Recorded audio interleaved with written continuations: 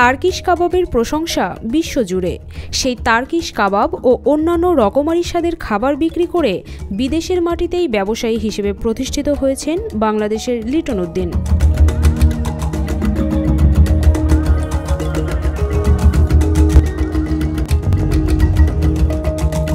বিনা বেতনে যিনি অন্যের রেস্টুরেন্টে কাজ করতেন, তিনিই এখন পর্তুগালে 5টি রেস্টুরেন্টের মালিক।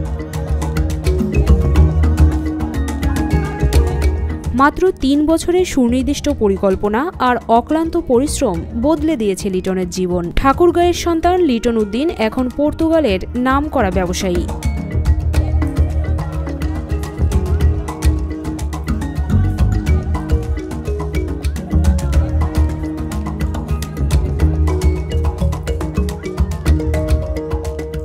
2005 সালে বাংলাদেশ থেকে দুবাই পাড়ি জমান লিটন। সেখানে প্রায় 2 বছর কাজ করে ওমান, ইরান, ইরাক, সিরিয়ার সড়ক পথ ধরে পাড়ি জমান তুর্কিতে।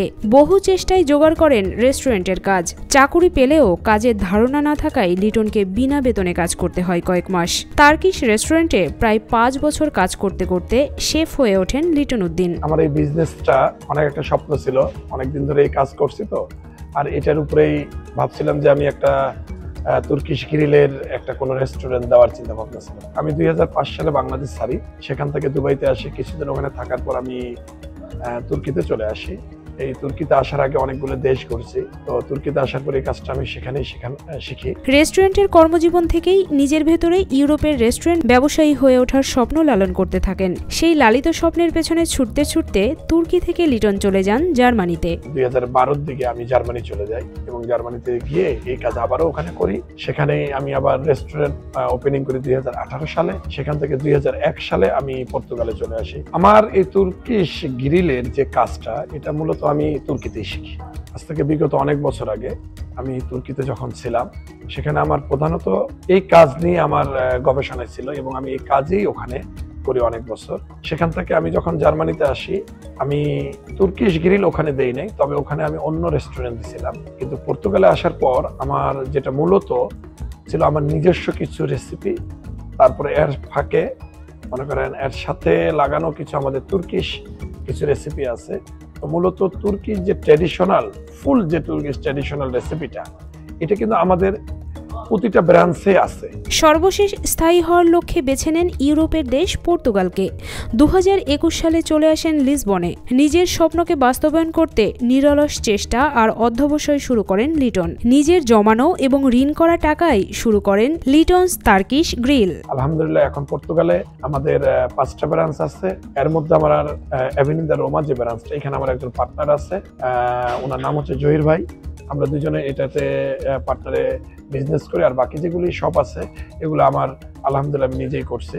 হয়তো আপনারা দোয়া করিয়েন ফিউচারে যাতে আমি আরো, আমার কিছু স্বপ্ন আছে এই তুর্কিশ গ্রিল টোটাল 10-12টা করার এই লিসবনের ভিতরে।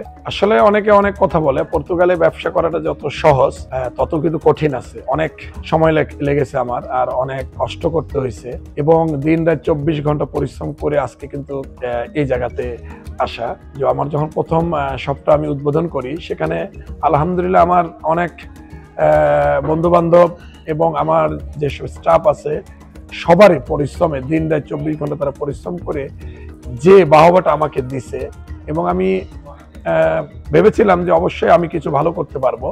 এজন্য তাদের সহায়তায় এবং আমাদের কিছু বাংলাদেশি কমিউনিটি এবং অন্যান্য কমিউনিটি সকলেরই সাহায্যেই মনে করেন আমি আজকে এই একটার পর আরেকটা সব দিতে পেরেছি। প্রথম রেস্টুরেন্ট থেকেই ব্যবসায়ী সাফল্যের মুখ দেখতে শুরু করেন লিটন। প্রথমেই সফলতা আসায় তার স্বপ্ন আরও বাড়তে থাকে। মনের ভেতরে তৈরি হয় আত্মবিশ্বাস আর সাহস। উদ্যোগ নেন দ্বিতীয় শাখা খোলার। এভাবেই এক এক করে লিসবনের বিভিন্ন স্থানে বাড়তে থাকে লিটনস তার্কিশ গ্রিলের শাখা। গত 3 বছরে তার রেস্টুরেন্টের সংখ্যা বেড়ে দাঁড়িয়েছে 5টিতে। বাংলাদেশি সহ ইন্ডিয়া এবং নেপালের কর্মীরা কাজ করেন তার এই রেস্টুরেন্টে। 2021-এ যখন আমি পর্তুগালে আসি, মূলত এখানে আমার পেপারের উদ্দেশ্যে আসার কাহিনী ছিল। তো এখানে 2 মাস আমি অনেক ঘুরি, কিন্তু অনেক ঘোরাতে আমি কোন দোকান খুঁজে পাইনি। আমাদেরও একটা জায়গা ছিল, আলহামদুলিল্লাহ সেখানে আমি সে দোকানটা রেন্টে নিই এবং 2-3 মাস আমার সময় লাগে সেটাকে তৈরি করতে। তারপরে আমি লিটনস তুর্কিশ গ্রিল নামের এই শপটা খুলি। বেশ কিছু লোকের কাছে আমি কিছু টাকা পয়সা হাওলাত করে নিয়ে দোকানটা উদ্বোধন করি। যাই হোক, মিডিলে 1 বছর যাওয়ার পর আমি আরেকটু আমার সামনে কিছু টাকা পয়সা যখন হলো, আরও আমার বন্ধু বান্ধবের কাছে টাকা নিয়ে আমি অ্যাভিনিউ দ্য রোমাতে একটি কন্টিনেন্ট মার্কেট ছিল, সেটাকে আমি রেন্টে নেই এবং 1 বছর সেটাকে আমি ওখানে পারমিশন না পাওয়ার কারণে আমি রেখে দিই। তারপরে আমি আপনার পেনাদা ফ্রান্সের একটি শপ ছিল, সেটাও কিনি। সেটাও আমি ঠিক মতো করতে পারিনি, শুধু রেন্টের টাকাই আমি প্রতি মাসে দিয়ে আসি। যাই হোক, আল্লাহর রহমতে জহির ভাই নামের একজন ব্যক্তি আছেন, উনি আমার সাথে মিলিত হন এবং আমরা দুইজনে মিলে এই শপটার অ্যাভিনিউ দ্য রোমার যে শপটা বড় Liton Turkish grill community centre, সেটা আমরা এখানে উদ্বোধন করি 2023 সালে এপ্রিল মাসের 14 তারিখে। তারপরে আমি এখান থেকে আমার আরো 2-3টা শপ আছে, সেটাকেও আমি ওপেনিং করি। জনপ্রিয় বিভিন্ন তার্কিশ গ্রিলের নানা পদের পাশাপাশি নিজস্ব রেসিপিতেও ডেজার্ট তৈরি করেন নিজের হাতে। ভোজন রসিকদের সামনে নিজ হাতে খাবার পরিবেশন করে পরম আনন্দ পান লিটন উদ্দিন। তার আন্তরিক আপ্যায়নে মুগ্ধ হন পর্তুগিজ সহ বিভিন্ন দেশের নাগরিকরা। আমাদের স্পেশাল খাবারের মধ্যে এটাকে মিক্স গ্রিল বলা হয়, আর যেটা মনে করেন আমাদের তুর্কি ভাষায় কারেশি গেসগারা, আর এটা অনেক অনেক অনেক চলে আমাদের এই জায়গায়। মনে করেন কোনো পার্টি এবং কিছু কিছু লোক মনে করেন 2 জনের অধিক লোক হইলে 10 জন 15 জন 20 জন তারা এই খানাটা অর্ডার দেয় এবং এই খানাটাতে মূলত আপনি মিক্স গ্রিলের পুরা জিনিসটা পাইতেছেন। তো এই জন্য সকলে এটা ফেভার করে এবং আমরাও মনে করি এটা যদি আমাদের কোনো বাংলাদেশি ভাই এবং অন্যান্য দেশি ভাইদেরকে দেই, তাদের খরচটা একটু কম পড়ে। মনে করেন 5 জনের খানা তারা 7 জনে মিলে খায়, 6 জনে মিলে খায়। এটা একটা মেনু এবং অনেকটা ভালো খানা। এখন এই খানাটা নিয়েই মনে করেন আমরা এমন সময় হয় কি কাস্টমারদের কাছে দ্বিধাদ্বন্দ্বের মধ্যে পড়ে যাই। তারা ভাবে যে এই খানাটা আমাদের কাছে এরকম লাগতেছে না, খানা কিন্তু হয়ে গেছে অলরেডি। আমরা দেখেন আপনি যে আমাদের এই খানা কিন্তু অলরেডি হয়ে গেছে, কিন্তু এই খানা আপনার জুসি এবং বেশি আপনার হার্ড না। আর আমাদের দেশি ভাইরা যখন আসে তারা এটাকে বলে আপনারা পুড়িয়ে দেন, আর পুড়িয়ে দিলে তো গ্রিলের স্বাদটাই চলে গেল। তখন আমরা তাদেরকে আর ভালো মতো বুঝাইতে পারি না যে আসলে গ্রিলটা কি হয়। গ্রিলটা জুসি, একটু হালকা কাঁচা কাঁচা ভাব থাকবে, খাইতে মজা লাগবে। তো মাঝে মধ্যে আমার অনেক কিছু আমাদের বাইরের দেশের লোকজন যেগুলি আসে, তাদেরকে আমি নিজেই টেবিলে এটাকে সার্ভ করি।